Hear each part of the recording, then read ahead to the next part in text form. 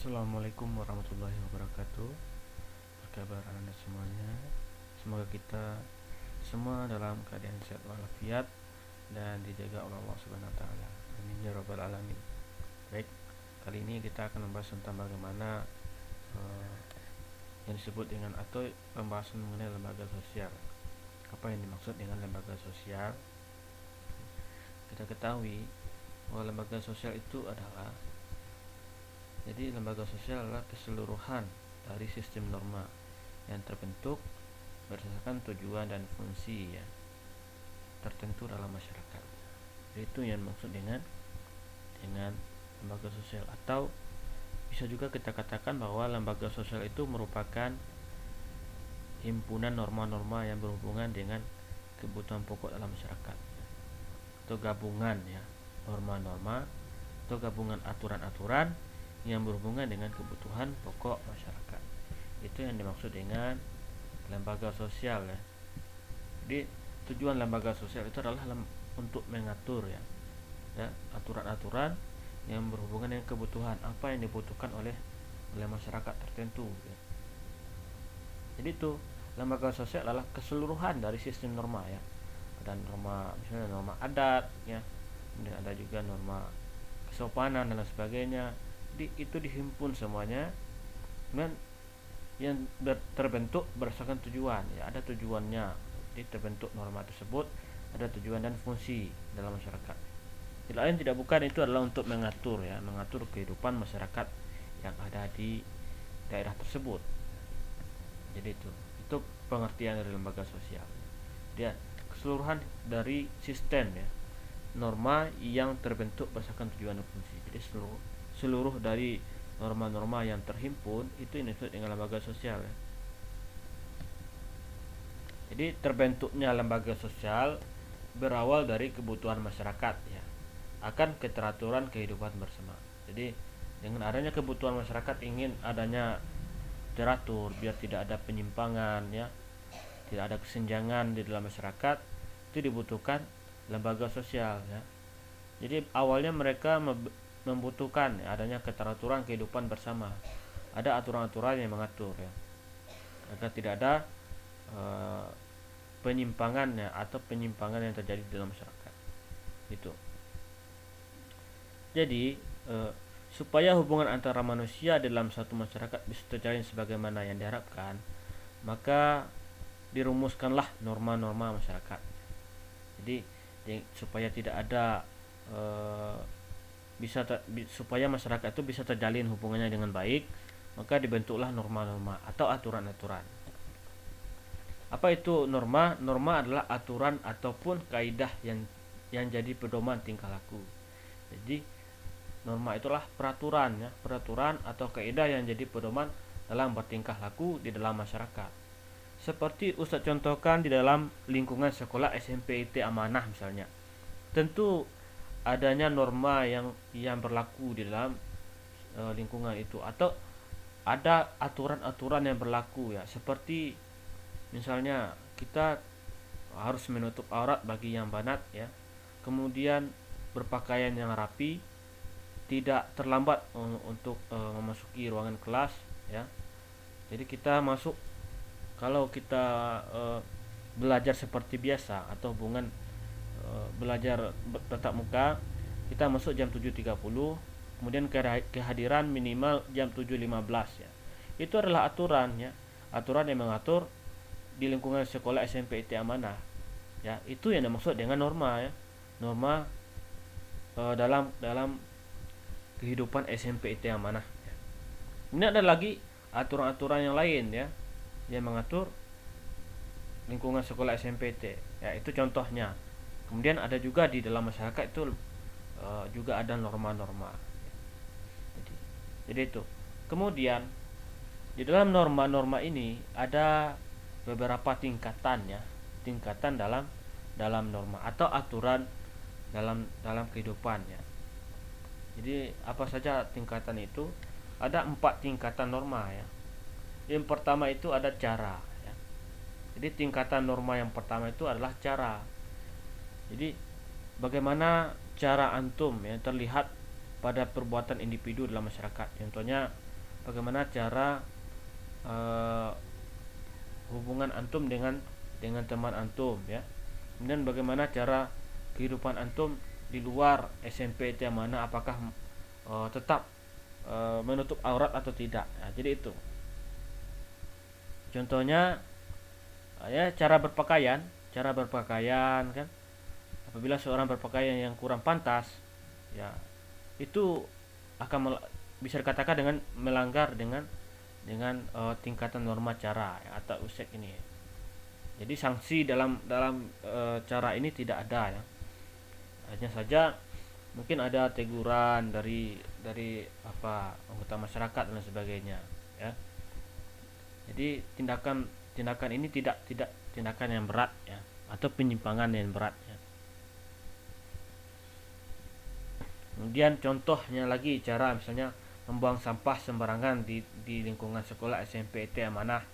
Itu juga melanggar norma cara kita ya, tidak sesuai dengan yang semestinya. Itu adalah tingkatan yang pertama, norma yang pertama itu adalah cara.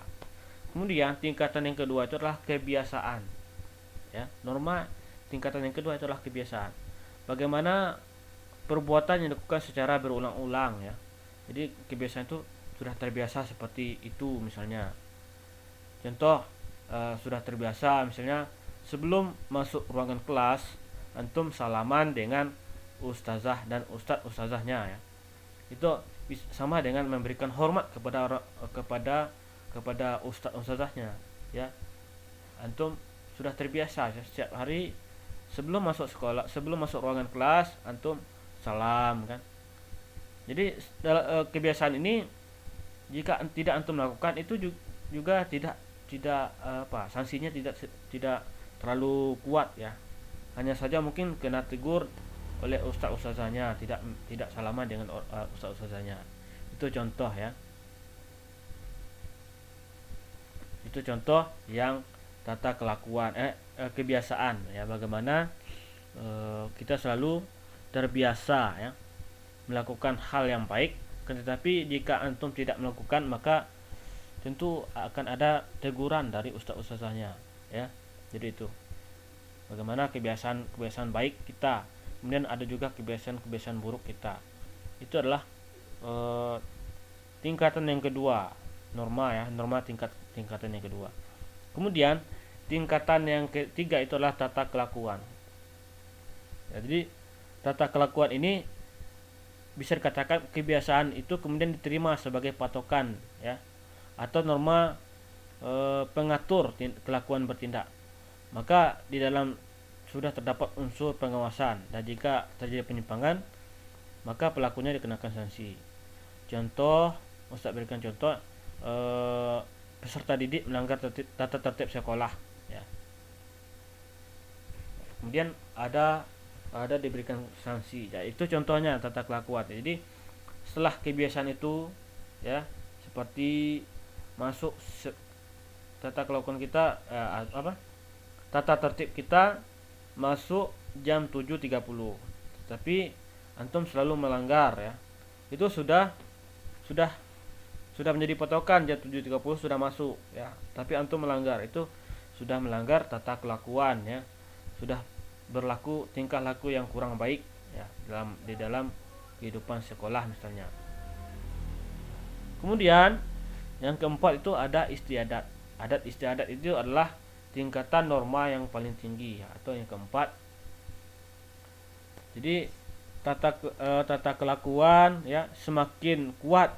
Kemudian setelah semakin kuat tata kelakuan ini, maka pola kelakuan masyarakat yang meningkat para anggotanya. Jadi anggota masyarakat yang melanggar adat istiadat maka ia akan mendapatkan sanksi. Jadi karena sudah terbiasa ya, kebiasaan tata kelakuan itu sudah selalu diulang-ulang kegiatan yang dilakukan, tata kelakuan itu selalu dilakukan berulang-ulang, maka sudah menjadi aturan adat istiadat, atau bisa dikatakan sudah menjadi aturan masyarakat daerah setempat ya. Makanya apabila melanggar norma ini tentu ada sanksi yang telah dibuat ya, walaupun lama kelamaan sanksi ini juga tidak seberapa ya. Jadi itu contoh 4 tingkatan norma ya. Yang pertama itu ada cara, kebiasaan, kemudian yang ketiga tata kelakuan, dan yang keempat ada istiadat ya. Di perbandingan antara 4 tingkatan norma ini adalah, jadi yang pertama itu cara, yaitu adalah bentuk perbuatan ya. Jadi bentuk perbuatan misalnya membuang sampah sembarangan, itu adalah cara. Kemudian yang kedua adalah kebiasaan.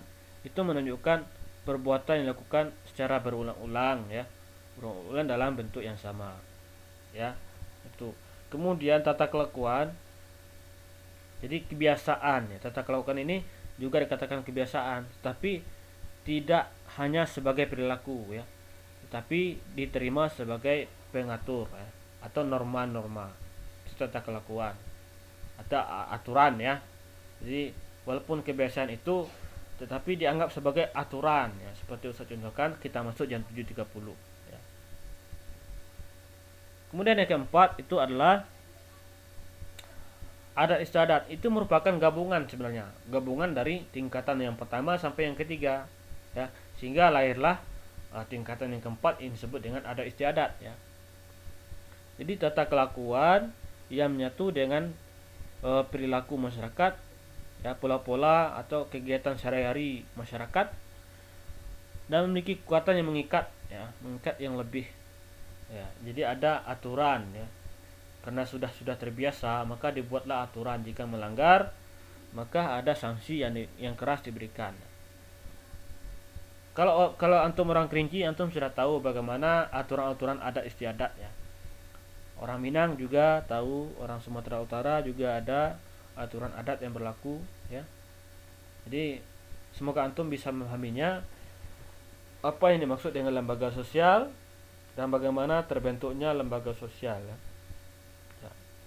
Nanti kita bahas bagaimana jenis dan fungsi lembaga sosial pada pertemuan minggu depan.